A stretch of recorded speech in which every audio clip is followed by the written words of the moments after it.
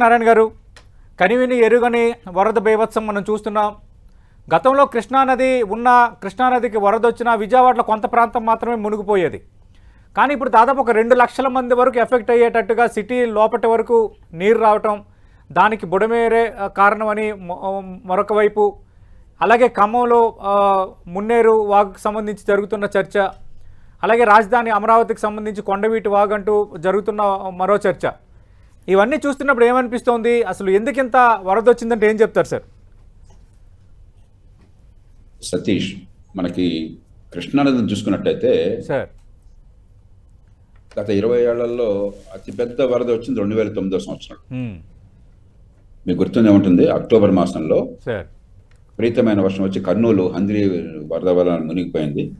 అలాగే కృష్ణానదికి నాకు శ్రీశైలం నుంచి కిందకి 16-17 లక్షల క్యూసెక్ నీళ్లు కిందకి పంపించాల్సి వచ్చింది. అదృష్టం కొద్దీ ఆనాడు నాగార్జున సాగర్ ఖాళీగా ఉంది, సగమే నిండి ఉంది, కాబట్టి ఆ నీళ్లు ఇముడ్చుకున్నది. అందుకే నాగార్జున సాగర్ దిగువకి కేవలం 10 లక్షల క్యూసెక్లే పంపించాం. మనకి అక్కడ కరకట్టలు కానీ లేకపోతే కృష్ణానది పరివాహక ప్రాంతంలో కానీ అంతకంటే ఎక్కువ దాన్ని క్యారీ చేయలేదు. గోదావరికి 32-35 లక్షల క్యూసెక్ల దాకా నీళ్లు క్యారీ చేస్తుంది. కృష్ణ అంతకంటే ఎక్కువ 10-11 లక్షల కంటే ఎక్కువ క్యారీ చేయదు.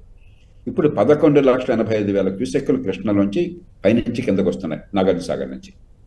రెండోది ఏమవుతుంది, ఈ దిగువ ప్రాంతం నాగార్జున సాగర్ దిగువ ప్రాంతంలో దాదాపు 300 మిల్లీమీటర్ల వర్షపాతం ఒక్క రోజున పడింది చాలా ప్రాంతాల్లో.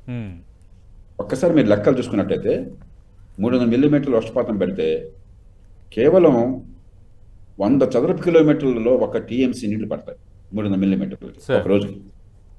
దాదాపు బహుశా ఆంధ్రప్రదేశ్ తెలంగాణలో 1,00,000 చదరపు కిలోమీటర్లలో పడినొచ్చు అంత పాత వర్షపాతం 200-300 మిల్లీమీటర్లు. అంటే సుమారుగా 1000 టీఎంసీల నీళ్లు వచ్చినాయి ఒక 24-36 గంటలు. ఈ నీళ్లు పోవాలని చెప్పంటే నదేమో ఫుల్గా ఉన్నప్పుడు నదిలోకి డ్రైన్స్, మరి నది బాగా మట్టం పెరిగిపోయింది కదా, ఈ డ్రైన్స్ దానిలో ఎంటీ కావు అట్లా. అలాగే సముద్రం ఆటుంది అనుకోండి, మరింత కష్టం అవుతుంది.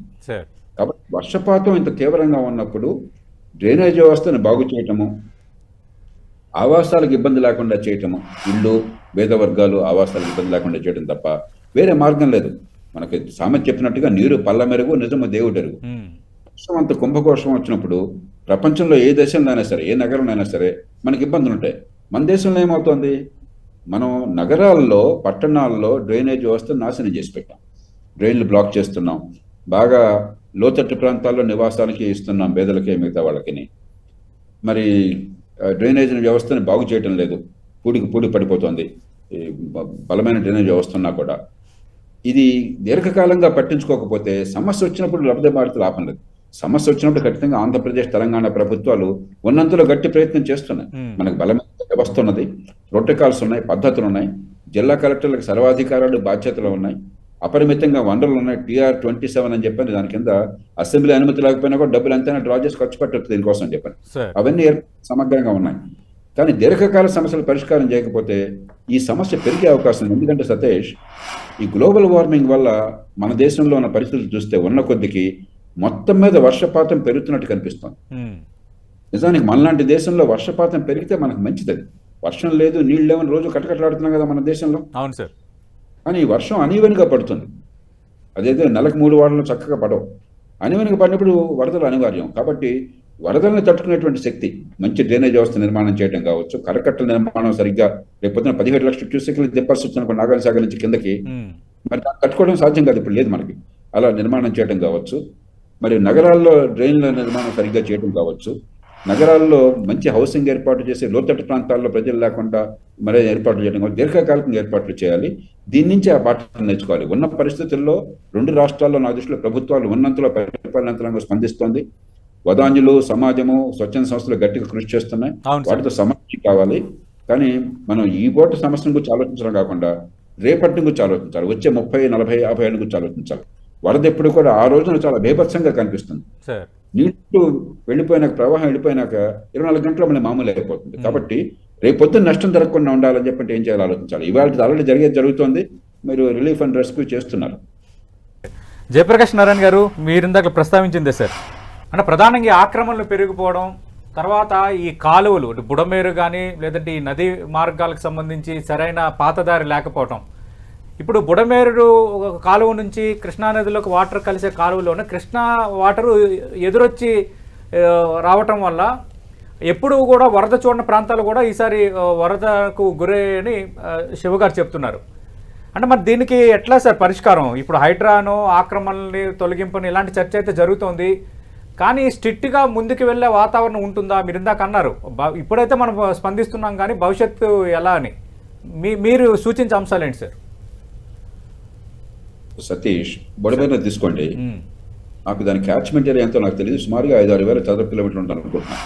కాస్త అట్యూట్గా శివగారికి తెలుస్తుంది అనుకోసా. ఒక 6,000 చదరపు కిలోమీటర్లు అంచనా వేసుకోండి. మీరు వేసుకుంటే 300 మిల్లీమీటర్ల వర్షం వస్తే 6,000 చదరపు కిలోమీటర్లు అంటే మీరు వేరే లెక్కల 60 టీఎంసీ నీళ్లు ఒక్క రోజున వచ్చినాయి. 60 టీఎంసీ ప్రవాహం ఒక్క రోజులో తీసేయాలని చెప్పంటే దాదాపు 70,000కి పైగా క్యూసెక్కుల ప్రవాహం కావాలి. అంటే బుడమేరుకి అంత క్యారింగ్ కెపాసిటీ కావాలి. 2, బుడమేరు కొల్లేరులోకి వెళ్తే కొల్లేరులో నీళ్ళు నింపుకునే అవకాశం ఉండాలి. అక్కడ సముద్రంలో బోట్లు లేకుండా మరి అక్కడ నీళ్లు మరి ఎదురు తనకుండా ఏర్పాటు ఉండాలి. ఇవన్నీ గ్యారంటీ లేదు. కాబట్టి ఒకటి, డ్రైనేజ్ వ్యవస్థని ఖచ్చితంగా మరమ్మతు చేయాలి. 1989లో చాలా పెద్ద ఎత్తున తుఫాన్ వచ్చి తూర్పుగోదావరిలో 400 మిల్లీమీటర్ల పైకి వర్షపాతం వస్తే 4.5 లక్షల ఎకరాలు మునిగిపోయినాయి. అప్పుడు నేను డ్రైనేజ్ వ్యవస్థని శాశ్వతంగా బాగు చేయడం కోసం ముందేమో ఆక్రమణ తొలగించాను. రైతులందరినీ కూడా సమాయత్తపరిచి వాళ్ళు కలిసి వచ్చారు చాలా మేరకు. ఎందుకంటే కొంచెం విశ్వసనీయత ఉంది, నమ్మకం ఉంది వాళ్ళకి. అక్కడ మళ్ళీ పంటలు పండేట్టుగా ఏర్పాట్లు చేసి మళ్ళీ నార్మల్ వేయించి దాంతో అంతా కలిసి వచ్చారు. తర్వాత రాష్ట్ర ప్రభుత్వం అప్పుడు చెన్నారెడ్డి గారు నాయకత్వంలో నేను గట్టిగా వారిని కోరితే వరల్డ్ బ్యాంక్ ప్రాజెక్ట్ తీసుకొచ్చి డ్రైనేజ్ వ్యవస్థను బాగు చేశారు. శాశ్వతంగా డ్రైనేజ్ వ్యవస్థ బాగుపడాలి. మనం 30 ఏళ్ళకి ఒకసారి చేసి అప్పుడప్పుడు ఏదో ఎంప్లాయ్మెంట్ గ్యారంటీ చేసినట్టు అటిస్తే లాభం లేదు. శాశ్వత ప్రాతిపదికన డ్రైనేజ్ వ్యవస్థను బాగు చేయాలి. ఏనాడు అది పెద్ద ప్రమాదం వస్తుందో మనకు తెలియదు, ప్రతిరోజు వస్తుందని గ్యారంటీ లేదు, కానీ వచ్చినాడు గ్యారంటీగా వస్తుంది. ఒకటి, దాని క్యారింగ్ కెపాసిటీ పెంచటము. కరకట్టలు కొంతమేరకు 70,000 క్యూసెక్లు వేయడం బహుశా సాధ్యం కాకపోవచ్చు, మరి ఎత్తు పెంచాల్సి వస్తుంది, మనకి సాధ్యం కాకపోవచ్చు. కానీ కనీసం ఆ 15-20 వేలు అన్నా సరే రెగ్యులర్గా వెళ్ళిందనుకోండి, ఒకరోజు కాదు 2 రోజుల్లో నీరు తీసేస్తుంది. రెండోది, పట్టణీకరణలో మనం చాలా జాగ్రత్తలు పాటించాలి. ప్రపంచం అంతా కూడా పట్టణాలు ఏర్పాటు చేసినప్పుడు ఏం చేస్తారంటే వాళ్ళు ముందు కాంటూర్ సర్వేలు చేస్తారు. మీరు లండన్ నగరం ఉందనుకోండి, 400 ఏళ్ల క్రితమే కాంటూర్ సర్వే చేసి వాళ్ళ రోడ్లు కానీ, వాళ్ళ వాటర్ పైప్ లైన్స్ కానీ, వాళ్ళ స్టామ్ వాటర్ డ్రైనేజ్ కానీ, లేకపోతే సివరేజ్ సిస్టమ్ కానీ ఆ కాంటూర్స్ అనుగుణంగా ఏర్పాటు చేస్తారు.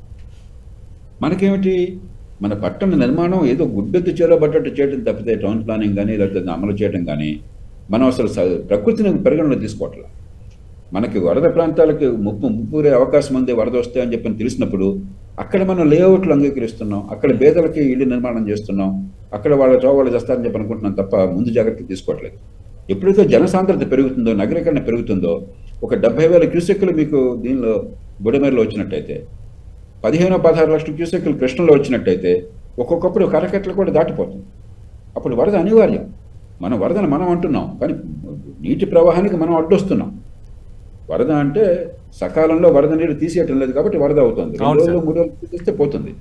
కాబట్టి ఒకటి, ఎంత మేరకు వరద నీరు తీసేయడానికి ఏర్పాటు చేయగలమో డ్రైనేజ్ వ్యవస్థ, ఎంత మేర కరకట్టలు పెంచి ఆ నీరు పంపకుండా చూసుకుంటాం అని చెప్పన్నది కరకట్టల నిర్మాణము, ఆ నదిని ట్రైన్ చేయటము. మూడోది, మన నగరీకరణలో పట్టణీకరణలో ఇలాంటి ఇబ్బందులు ఒకవేళ వరద వచ్చినా కూడా మీకు 300 మిల్లీమీటర్ల వర్షం రేపు పొద్దున రాదని మళ్ళీ గ్యారంటీ లేదు. ఒకరోజు 500 మిల్లీమీటర్లు రాదు 3 రోజులని గ్యారంటీ ఏం లేదు. ఉన్న కొద్దికి భారతదేశంలో ఋతుపవనాల్లో వర్షపాతం పెరుగుతుంది. ఆ వర్షం కూడా అనీవెన్గా వస్తున్నది. 2009లోనే మనకి అప్పుడు ఆ కృష్ణా వరదలు వచ్చిన 2009 మీకు గుర్తుందో లేదో, కర్నూలు పట్టణం మునిగిపోయింది హంద్రీ నది వరదల వల్ల. అలాగే గుంటూరు జిల్లాలో ఒక చోట కట్ట తెగింది. అప్పుడే నేను ప్రధానమంత్రి గారిని కలిసి నేను కోరాను, ఏమంటే ఋతుపవనాల వల్ల మనకి వర్షాలు పెరుగుతున్నట్టుగానే అనీవెన్గా వస్తున్నట్టు కనిపిస్తున్నది, కాబట్టి మన జాతీయ స్థాయిలో కొంచెం అంతర్జాతీయ నిపుణులను తీసుకొచ్చి దీర్ఘకాలం ఏం చేయాలో ఆలోచించిన వ్యవసాయం గురించి కానీ నీటి గురించి కానీ ఒక కమిటీ కూడా ఏర్పాటు చేశారు, కానీ పెద్ద పట్టించుకోలేదు ఎవరు.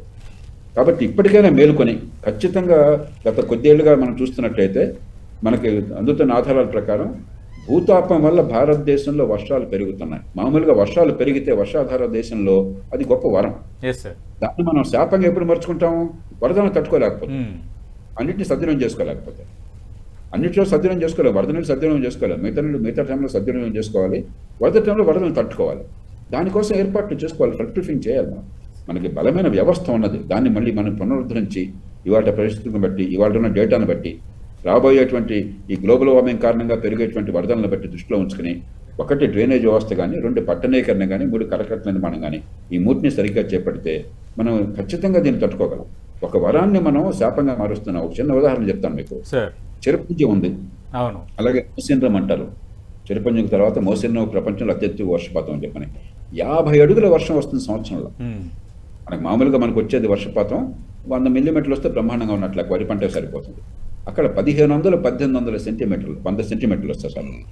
1500-1800 సెంటీమీటర్లు వర్షపాతం వస్తుంది. అంటే మామూలుగా వచ్చే వర్షపాతం కంటే నాగారి ప్రాంతాల్లో పడే వర్షం కంటే 15-18 రెట్లు. కానీ ఎండాకాలంలో అక్కడ నీటి కొరత ఉంది, తెలుసా మీకు? అంటే మన ప్రకృతి వర్షం మనకి చెప్పి రాదు, మనం ఆగమంటే ఆగదు. వచ్చే 30 ఏళ్ళ వర్షం పడుతుంటే పడుతుంది దర్శనాలు. దాన్ని తట్టుకోవడానికి మనం ఏర్పాట్లు చేసుకోవాలి. అలాగే ఎండాకాలంలో నీళ్ళు ఉపయోగించుకోవడానికి ఏర్పాట్లు చేసుకోవాలి. ఇంత ఆయాక రేపొద్దున వర్షాకాలం పోయిన తర్వాత ఎండాకాలం రాగానే మళ్ళీ నీళ్ళు లేవు కట్టకట్ట అంటారు మనం. ఎందుకంటే మనం మానవ సమాజం మనకున్న ఆర్గనైజేషన్తో, మంచి పరిపాలనతో, టెక్నాలజీతో వనరులను సద్వినియోగం చేసుకుని ఆ నీటిని కాపాడుకోవటం నేర్చుకోవాలి. వరద వచ్చినప్పుడల్లా ఈ బండ్స్ అన్నీ తెగిపోతాయి. మళ్ళీ రింగ్ బండ్స్ నిర్మాణం వెంటనే చేయలేదు అనుకోండి, మళ్ళీ వచ్చే వర్షం నుంచి మళ్ళీ నీటిని కాపాడుకోలేము. ఎండాకాలంలో మన నీళ్ళు లేకుండా ఉంటాయి. ప్రకృతి మన చెప్పి రాదు, మనకి ఆర్డర్ ఇచ్చి రాదు, మన ఆర్డర్ ప్రకారం నడవదు. ప్రకృతి ప్రకారం మనం నడవాలి. మనకున్న టెక్నాలజీ ఉపయోగించి వనరులను సద్వినియోగం చేయాలి. ఆ పని ఇప్పుడైనా మొదలెడితే ఖచ్చితంగా చేయగలం మనం.